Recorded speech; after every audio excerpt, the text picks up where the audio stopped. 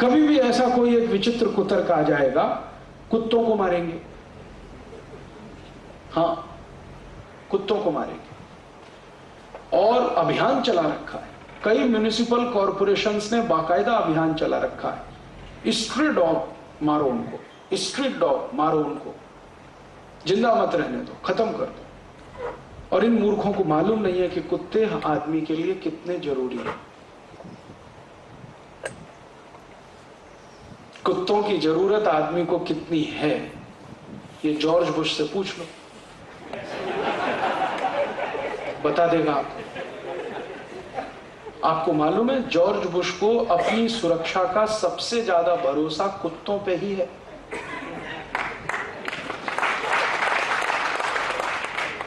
और आपको यह मालूम है कि जॉर्ज बुश दुनिया के किसी भी देश के प्रवास पे जाता है तो उसकी सुरक्षा के 56 कुत्ते उसके साथ जरूर जाते हैं। और उन सभी कुत्तों का जॉर्ज बुश ने बाकायदा ओहदा तय किया हुआ है, पोस्ट है उनकी। अभी हमारे यहां संसद में अभी थोड़े दिन पहले बवाल हुआ ना, गांधी जी की समाधि पे जॉर्ज बुश गया, उसके पहले उसका कुत्ता गया और उस कुत्ते ने पहले गांधी जी की समाधि का चक्कर लगाया, सूंघ सूंघ कर देखा। वो कुत्ता साधारण नहीं है, जॉर्ज बुश का सार्जेंट है। हाँ, और जॉर्ज बुश ने उसके रुकने के लिए स्पेशल होटल की व्यवस्था की थी और पूरा एक होटल जॉर्ज बुश के 56 कुत्तों के लिए बुक था, दिल्ली का 56 कुत्तों के लिए पूरा होटल बुक था। और उस होटल के मालिक को कह दिया गया था कि ये आपको करना है।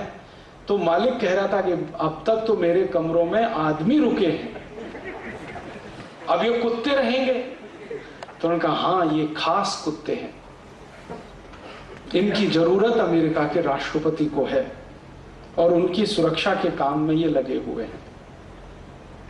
तो कुत्ते कितने महत्वपूर्ण होते हैं ये जॉर्ज बुश से पूछ लो। और हमारे देश के म्युनिसिपल कॉरपोरेशन उनको मारने में लगे हुए। और इतना ही नहीं, उससे भी ज्यादा खतरनाक काम कि अगर उनको मार नहीं सको तो उनका नसबंदी करा दो ताकि उनकी आगे जनरेशन ना बढ़ सके। ऐसे ऐसे विचित्र बुद्धि के लोग इस देश को चला रहे हैं। कहते हैं जी कुत्ते ने काट लिया तो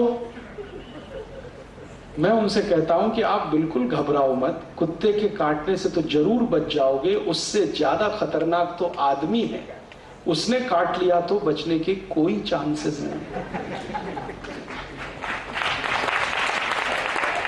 कुत्ता तो हमेशा वफादारी निभाता है, आदमी का कोई भरोसा नहीं।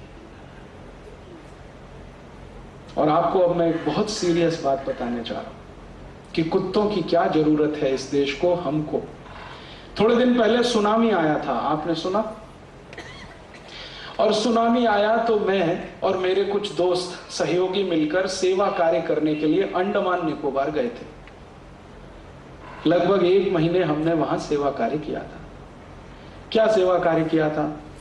वहां के लोग जो भयंकर सुनामी से पीड़ित थे, उनको स्ट्रेस बहुत था, मेंटल स्ट्रेस। और अक्सर ऐसे बड़े दुर्घटनाओं में स्ट्रेस होता है और उसकी दवा सबसे अच्छी होम्योपैथी में है। मैं थोड़ा होम्योपैथी जानता हूं, तो मेरे होम्योपैथी डॉक्टर दोस्तों को लेके 1 महीने हमने वहां सेवा कार्य किया था। लगभग 3,500 मरीजों को होम्योपैथी की दवाएं देकर मेंटल स्ट्रेस से बाहर लाया था। तो उस समय मैं जितने भी गांव में गया अंडमान निकोबार के, हर गांव में मैं एक प्रश्न पूछता था लोगों से, कितने लोग मरे? तो किसी गांव में 100 लोग, किसी में 150, किसी में 50, किसी में 70, किसी में 75। एक गांव में तो पता चला 1,500 लोग मर गए। अच्छा, ये प्रश्न पूरा होने के बाद दूसरा प्रश्न मैं जानबूझ के पूछता था कि आपके गांव में कितने जानवर मरे? तो पता चला एक भी नहीं। कुत्ता मरा? नहीं मरा। गाय मरी? नहीं मरा। भैंस मरी? नहीं मरा। बंदर मरा? नहीं। कौन जानवर मरा? एक भी नहीं। अच्छा, पक्षी कितने मरे? एक भी नहीं। और मनुष्य कितने मर गए? 36,000। कैसे मर गए? तो इसका उत्तर मुझे गांव के एक सरपंच ने दिया, आपको मालूम नहीं मनुष्य मूर्ख होता है? तो मैंने कहा इसका कहने का मतलब क्या है आपका? उन्होंने कहा मनुष्य महामूर्ख होता है, जानवरों को मनुष्य से ज्यादा अकल होती है। मैंने पूछा बता दीजिए, मुझे सिद्ध कर दीजिए। उन्होंने कहा मैं बताता हूं। वो सरपंच मुझे मिला अंडमान निकोबार के एक गांव में, उस गांव का नाम है बंबू फ्लैट। अंडमान निकोबार की जो राजधानी है वहां से 60 मील नॉटिकल मील समुद्र में अंदर एक टापू है, टापू पर ये गांव। तो सरपंच ने कहा कि देखो मैं आपको बताता हूं, जब सुनामी आया उससे 2 दिन पहले मेरे कुत्ते को मालूम था कि सुनामी आ रहा है। जब सुनामी आया उससे 2 दिन पहले मेरी गाय को मालूम था सुनामी आ रहा है। जब सुनामी आया तो मेरी भैंस को मालूम था कि सुनामी आ रहा है। जब सुनामी आया तो मेरे घर के चूहों को, ऊंदर को मालूम था कि सुनामी आ रहा है। जब सुनामी आया तो बिल्ली को मालूम था कि सुनामी आ रहा है। जब सुनामी आया तो कीड़ी, चींटी, आंट्स को मालूम था कि सुनामी आ रहा है। लेकिन हम मूर्खों में से किसी को नहीं मालूम था कि सुनामी आ रहा है। मैंने कहा आपको मालूम है भारत सरकार ने अंतरिक्ष में कितने सैटेलाइट छोड़े हैं? उनकी संख्या धीरे धीरे अभी 56 हो गई है। हजारों करोड़ रुपए इन सैटेलाइट पे हर साल खर्च होता है, और उसमें से कुछ सैटेलाइट सिर्फ इस बात के लिए हैं कि वो समुद्र में होने वाली हर गतिविधि को ध्यान में रखें। तो सारे सैटेलाइट फेल हो गए, हजारों करोड़ रुपए वाले बता नहीं सके कि सुनामी आ रहा है।